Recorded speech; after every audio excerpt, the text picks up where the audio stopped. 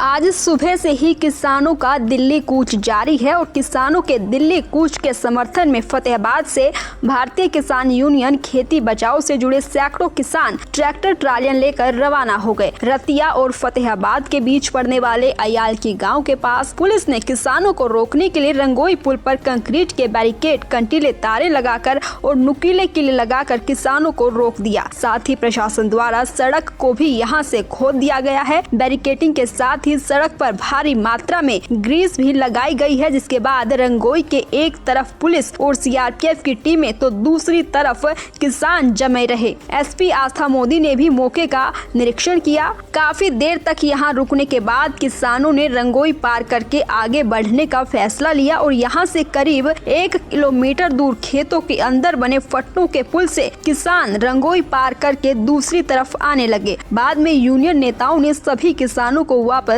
बुला लिया। अब किसानों ने चेतावनी दी है कि सुबह 10 बजे वे हर हाल में यहां बैरिकेडिंग तोड़कर आगे रवाना होंगे और फिर फतेहाबाद पहुंचकर बाईपास पर लंगर चलाएंगे। लंगर खाने के बाद दोपहर को वे दिल्ली के लिए कूच करेंगे। इस दौरान किसानों ने सरकार और प्रशासन के खिलाफ जमकर नारेबाजी की। भारतीय किसान यूनियन खेती बचाओ ने ऐलान किया था भी 13 तारीख को हम 12 बजे गुरुद्वारा अजीतसर से चलेंगे।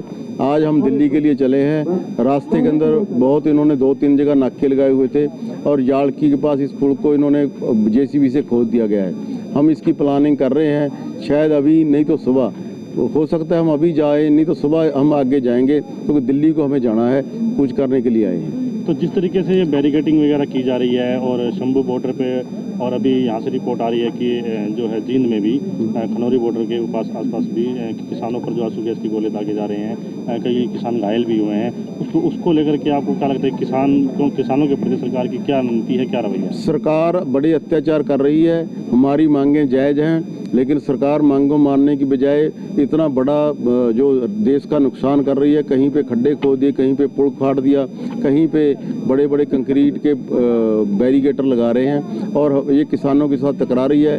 अन्नदाते का आदर करने की बजाय किसानों को दबाने पे लगी हुई है सरकार। इन्होंने पूंजीपतियों के लाखों करोड़ रुपया माफ़ कर दिया गया है, लेकिन हम थोड़ा सा कहते हैं किसानों का भी कुछ ना कुछ माफ़ हो जाए, ये अपनी ज़िंदगी अच्छी तरह से गुजार सके।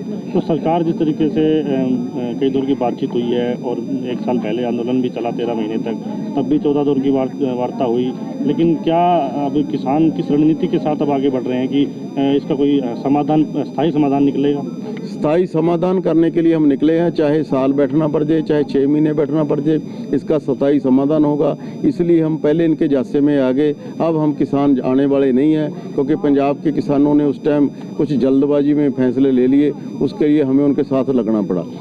दूसरे किसान संगठन जो हैं, अभी राकेश टिकैत का बयान आया है कि दिल्ली हमसे दूर नहीं है और किसान भी हमसे दूर नहीं है, तो लगता है कि बाकी किसान संगठनों को आपको साथ लेने की जरूरत है? जब ये चलेगा, आंदोलन चलेगा, तो सभी किसान संगठन साथ आएंगे, क्योंकि हम एसकेएम जो बनाया था गैर राजनीतिक था, इसलिए थोड़ा सा डिले हुआ है, लेकिन कल से कई जथेबंदियां और आई हैं।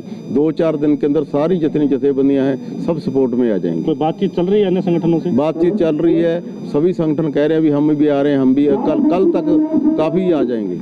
दैनिक सवेरा के लिए फतेहाबाद से प्रवीण कालवा की रिपोर्ट।